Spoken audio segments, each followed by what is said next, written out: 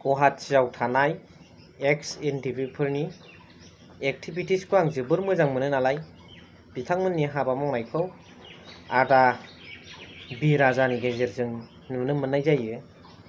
दा बेवहाय आङो दहाय फुङाव नायग्रोमोना मोनसे सैथो घटना आरो ओरैबायदि इन्टारेस्टिं बेखौ आं खिथाग्रोनो नागिरदों नोंथांमोननो, बेनि उनाव नोंथांमोना कमेन्ट्स हरनो हागोन।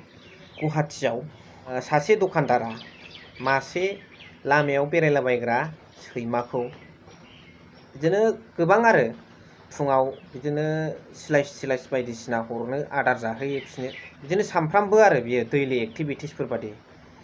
बेनि उनावहाय बिदिनो गोमोन जालांबाय। बेनिफ्राय कास्टमार फैयोब्ला मालाबा सैमाया गोमोन जाबाय नालाय डिस्टार्ब खालामनो आरो बेखौ बियो होख्रांदोंमोन दखानदारा। बेखौनो बबेनिफ्रायबा सोरबा नुखोना माखो बे जिब जुनार आदर लाग्रा NGOनो सोरबा फन हरनानै पुलिस लानानै फैलायनानै दिनै बेखौ बे सैमाखौ बुदों, बुनायनि थाखाय बे जुब्रा जादों होननानै बिथांनि सायाव केस होनो पुलिस फैगुलायदों, रायलायगुलायदों। बेवहाय एक्स एनडिपि गुवाहाटीआव थानाय बिथां आदामोना थांनानै ज' पुलिसबाबो CCTV केमेरा नायलायनायावसो फोरमान जाबाय बिथाङा अनोसो सैमाखौ आदारसो होयो, बुवाखै, फोरमान मोनबाय। नङाब्ला बेखौ जेलाव सोनोसैमोन बाथ्राया। दा बेयाव बुंनांगौ बाथ्रा जोंहा दङ। दा गिबियावनो नोंथांमोन बयखौबो गोसो गोथारै आंनि चेनेलाव बरायनानै लाग्रोबाय, जिबि ब्लगआवहाय। आसा खालामो बयबो मोजाङै दं। स' जिब जुनारखौबो हय नंगौ जिबियारि मात्रयैनो अननो हानाया मोजां। आरो बे गभर्नमेन्टआ NGOनो थ्रुयानो होन, बबेबा मोनसे गभर्नमेन्टनि स्किम खामानि मावनायनि गेजेरजोंआनो होन, ओनसोलाव थानाय हादराव थानाय जिब जुनारफोरखौ जोथोन लादों, लानांगौ, लानायाव जेबो बादा गैया। आरो जोंबो साबधान जानांगौ।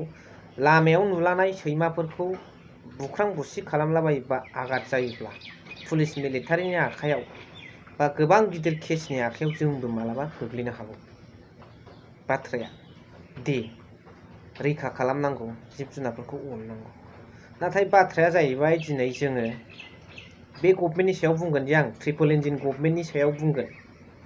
Indian government, Assam government, BTR government, जेरावबो BJP दंजोबो नालाय एलायन्स, ट्रिपल इन्जिन, डाबल इन्जिनल' नंबावला। दा बे गभर्नमेन्टआ बेफोरबादि नियमखौ, रुल्सखौ जोंनि हादराव लागु खालामदों। दा बाथ्राया जाहैबाय सासे सुबुङा थैयोब्लाबो, इनाय अनागारै बुथार जायोब्लाबो बिनि सायाव जास्टिसखौ होनो हानांगोन बे गभर्नमेन्टआ। बावहाय होख्रावलायनांगौनि गोनांथि जानो मोननाय नङा। जिहेतु जुनारखौबो एथ' खेल लादोंबा जों सुबुंखौबोथ' खेल लानांगोन। मानोना सुबुङा श्रेष्ठ जिबि।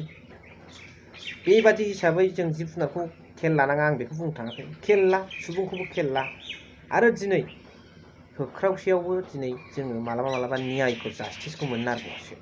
बेबादि एथ' नियम बानायदोंबा बे BJP गभर्नमेन्ट, ट्रिपल इन्जिन गभर्नमेन्टआ जों न्यायखौ बिनानै लानांगौनि गोनांथि जानो मोना। न्यायआ नोंथांमोननिफ्रायनो जानानै फैनांगौ डाइरेक्ट। दिनै बे सैमानि थाखाय जेरै न्याय जादों पुलिस मिलिटारि, थिग जोंनाबो बिदिनो न्याय जानांगौ। नाथाय दिनै होख्रावसेयावबो न्यायखौ मोननो नागिरबावाखैसो।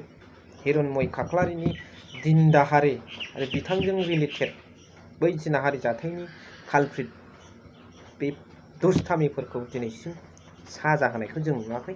बिथांमोनाव मन्थ्रि सासेबो गाहैनाय, बिथांमोननो न'खराव अनसुंथाइ होनायखौ जों नुवाखै।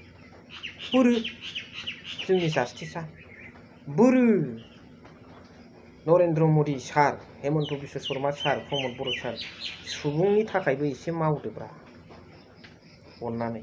बोरैथो आलाय सिलाय जों मालाय बोरै जाथि, धोरोम, राव, हारि बेबादि फाराग खालामनानै गादबनानै दोननो नाजानायखौ BJP गभर्नमेन्टआ बन्द' खालामनांगौ।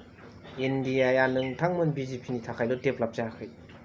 भारतबर्षआ सुबुंजों सुबुं मुगैलायनाय,